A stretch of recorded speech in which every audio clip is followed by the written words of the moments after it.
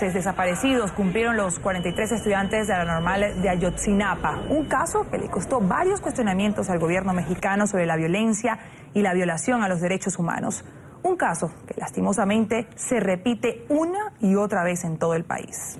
Por ejemplo, en el norteño estado de Coahuila, alrededor de 150 personas permanecen desaparecidas. Ahí, ante la ineficacia de las autoridades familiares, se han agrupado para buscar a sus seres queridos en fosas comunes.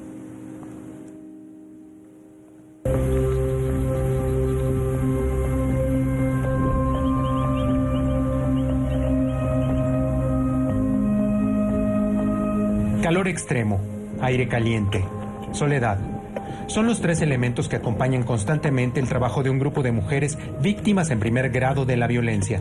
Su coincidencia, todas ellas cuentan al menos con un familiar desaparecido a manos del crimen organizado. Piedras Negras, Coahuila y sus alrededores se han convertido en un gran cementerio. Incluso el cerezo local fue durante un tiempo un gran crematorio. Es una varilla rústica, pero de gran utilidad porque vamos viendo la magnitud del terreno, cómo se encuentra, nos da indicios si puede haber algo enterrado, vemos el cuadrante que se hunde, los abultamientos. Las autoridades estatales organizaron junto con Familias Unidas, el grupo encabezado por mujeres en la búsqueda de restos, una primera jornada conjunta de trabajo con puntos previamente establecidos por ambas partes. Hortensia lleva 8 años aguardando el regreso de su esposo. Sus deducciones la llevan a creer que pudiera ser uno de los al menos 150 desaparecidos al interior del cerezo de Piedras Negras. Este operativo se lleva a cabo a raíz de tanta desaparición que ha pasado aquí en Piedras Negras, en el cual mi hijo también fue desaparecido el 10 de julio del 2013 por los elementos GATES. Ellos son los que sustrajeron a mi hijo de su domicilio. Con una varilla y orientada por el instinto y rumores e indagatorias personales, Eva ha recorrido decenas de puntos donde busca una respuesta. Aquí se nota que hay abajo de esta tierra algo que al parecer es algo puede haber sido alguna mezcla que vaciaron, o si suena hueco pues es que hay algo más abajo. Esta es la historia más macabra que esta ciudad de apenas 150,000 habitantes tiene para la memoria reciente, donde de acuerdo a la versión oficial se improvisaron hornos para desaparecer a hombres y mujeres secuestrados al exterior de esta cárcel durante la era en que Omar Treviño Morales, el comandante 42, fuera jefe regional de los Zetas en el noreste del país. No buscamos ya culpables, buscamos a nuestros hijos, buscamos a nuestros desaparecidos. A los culpables que los busque la autoridad, esa es su función. Las confesiones de quien fuera el jefe de cocineros de este grupo criminal indican que durante el gobierno de Humberto Moreira, el cerezo hizo las veces de crematorio entre 2009 y hasta 2011. Mira, no lo podemos descartar. Yo creo que ninguna hipótesis la podemos descartar. Sin embargo, sí existe declaraciones formales de tanto de los probables responsables de los hechos como de los testigos de las personas que desaparecieron a las víctimas, de que los restos que quedaban de las víctimas dentro del cerezo donde eran incinerados, eran arrojados al río San Rodrigo. La Procuraduría General de Justicia del Estado afirmó hace unos días que en el río San Rodrigo fueron arrojados restos humanos, luego de ser secuestrados, torturados y asesinados por los Zetas al interior del Centro de Reinserción Social de Piedras Negras. Entonces, esa es la línea que traemos, que en ese punto se arrojaban a las víctimas de ahí. Sin embargo, pues no descartamos que pudiera ser otro lugar también, ¿verdad? Pero allá se encontró evidencia física también, entonces, coincide con los testimonios y las declaraciones de estas personas. María es otra madre que ha guardado la desesperación por años y que se unió a esta búsqueda pese a las amenazas de muerte por hacerlo. Tengo sospechas. Empecé a oír en las noticias que en el cerezo de aquí de Piedras Negras habían quemado gente, habían desaparecido, cuánta gente habían desaparecido de la ciudad, que ahí los llevaban, que ahí les hacían muchas cosas.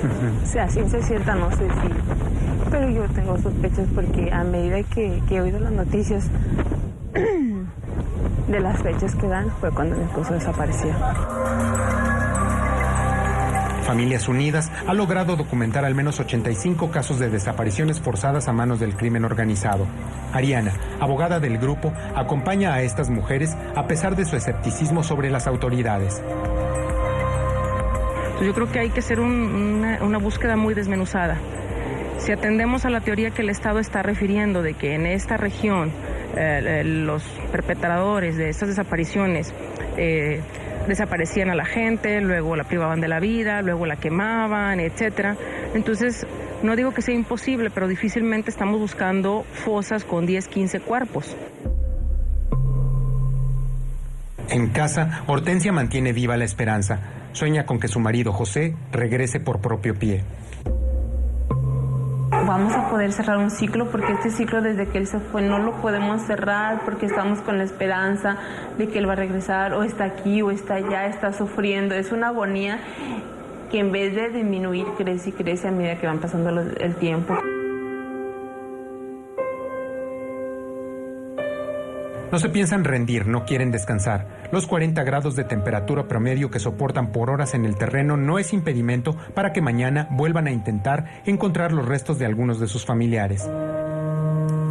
En la mañana de NTN 24 hablan los protagonistas de la noticia. Desde México nos acompaña a esta hora Grace Fernández. Ella es portavoz del movimiento Fuerzas Unidas por Nuestros Desaparecidos y quien vive en carne propia este drama de buscar a un ser querido. Desde hace 7 años desconoce el paradero de su hermano, víctima de la violencia en Coahuila. Además, es integrante del Movimiento por Nuestros Desaparecidos en México, que agrupa al menos 40 organizaciones de derechos humanos en todo el país. Señora Fernández, un buen día, bienvenida a la mañana de NTN 24. Buenos días, Karen, Andrea, muchas gracias por permitirnos compartir este tema con ustedes y sobre todo pues con todos los compatriotas y hermanos del continente americano. Un saludo para todos ellos. Sin duda, lo que veíamos es solo unos casos de los miles que hay en México. ¿Cómo entender que tenga que ser la propia ciudadanía, los propios familiares, los que tengan que ir, como lo veíamos en esas imágenes, con sus palas a buscar a sus desaparecidos? Justamente escuchaba que por ahí las compañeras de Piedras Negras compartían el trabajo que tenemos que hacer las familias de búsqueda, de investigación, para poder localizar a nuestras familias, porque el gobierno no tiene intención de buscarlo. El estado de Coahuila está haciendo un trabajo que de verdad en ningún otro estado se está realizando en conjunto con las familias, pero es justamente por la presión que tenemos nosotros con ellos. No porque ellos tengan los recursos o la capacidad necesaria para afrontar esta crisis. A nivel federal, pues es la misma situación. Incluso la Procuradora de la República, la licenciada Adely Gómez, hace menos de un mes, nos reconocía a las familias que ni siquiera cuentan con los recursos económicos, humanos y tecnológicos para atender la necesidad de búsqueda o de identificación, porque aquí estamos hablando de dos cosas. La búsqueda tanto en vida como en fosas comunes o en fosas clandestinas y la identificación de los hallazgos.